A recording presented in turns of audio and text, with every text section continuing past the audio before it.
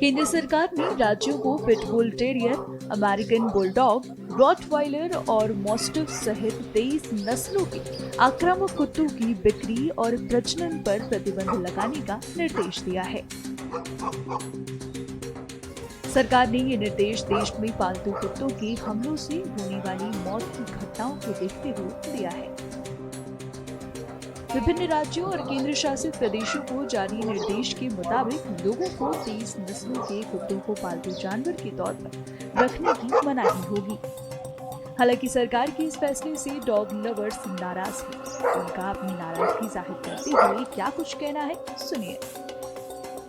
हमारा NGO SDF Kanpur के नाम से है और ये बेसिकली कानपुर में काम करता है, जो स्ट्रीट जितने भी एनिमल्स होते हैं या बर्ड्स होते हैं उनको रेस्क्यू करता है और उनका ट्रीटमेंट करता है। और ये पिछले 4 सालों से हम इस काम को कर रहे हैं। किस तरह से गवर्नमेंट ने 23 पेट को बैन करने की बात करी है, आपको क्या लगता है कितना सही कदम है? देखिए, बैन करना कोई सॉल्यूशन नहीं है। सबसे पहले सरकार को ये सोचना चाहिए कि ये जितने भी जीव हैं ये हम सब पर ही निर्भर हैं और हम सब ही इनका पालन पोषण कर रहे हैं, अब वो गली के हों या वो पालतू हों। और डॉग का जो बैन करने का रीज़न है वो उसका एग्रेसिवनेस बताया जा रहा है, पर हम भी पिछले कई सालों से सैकड़ों जानवरों को रेस्क्यू कर चुके हैं, जिसमें स्ट्रीट डॉग के साथ हमारे पास पेट डॉग्स भी आते हैं।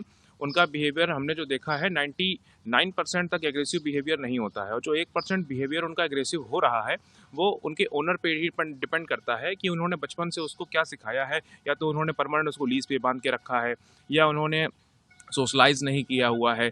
तो ये जो ओनर हैं उन पर ही डिपेंड करता है कि वो अपने डॉग्स को किस तरीके से बनाना चाह रहे हैं। और हम भी हैं एक साधारण से कोई इंसान है, अगर वो कितना भी सीधा हो, बार बार उसको किसी चीज़ के लिए पिंच किया जाएगा तो उसका भी बिहेवियर चेंज हो ही जाएगा।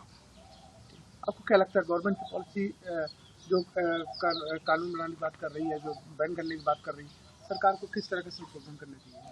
देखिए, सरकार कोई ऐसा नियम बनाए जिससे कि जो गली के कुत्ते हैं या पालतू कुत्ते हैं उनको तकलीफ़ ना हो, क्योंकि अगर उनको खाना नहीं मिलता है तो भी वो एग्रेसिव हो जाते हैं।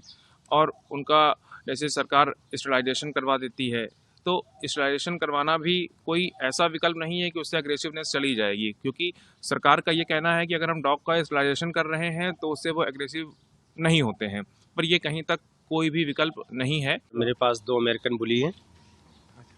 सर, जो गवर्नमेंट ने बैन करने की बात करी है जी कितना सही कदम मानते हैं? सर, बहुत गलत कदम है। पहले तो उनको ये चेक करना चाहिए था कि अगर एक मोहल्ले में एक अपराधी है तो पूरे मोहल्ले को सज़ा नहीं दे देंगे ना सर। और अभी गवर्नमेंट ने, सुप्रीम कोर्ट ने एक आदेश पारित किया था 2002 में, आर्टिकल 429, 428, किसी भी डॉग्स को कहीं से हटाया नहीं जा सकता। और प्लस उनको जो ये न्यूट्रल कर रहे हैं, न्यूट्रल नहीं कर सकते हैं, सबको समान अधिकार का आदेश दिया था। उसके बावजूद अगर ये आदेश करें बैन करना कोई सोल्यूशन नहीं।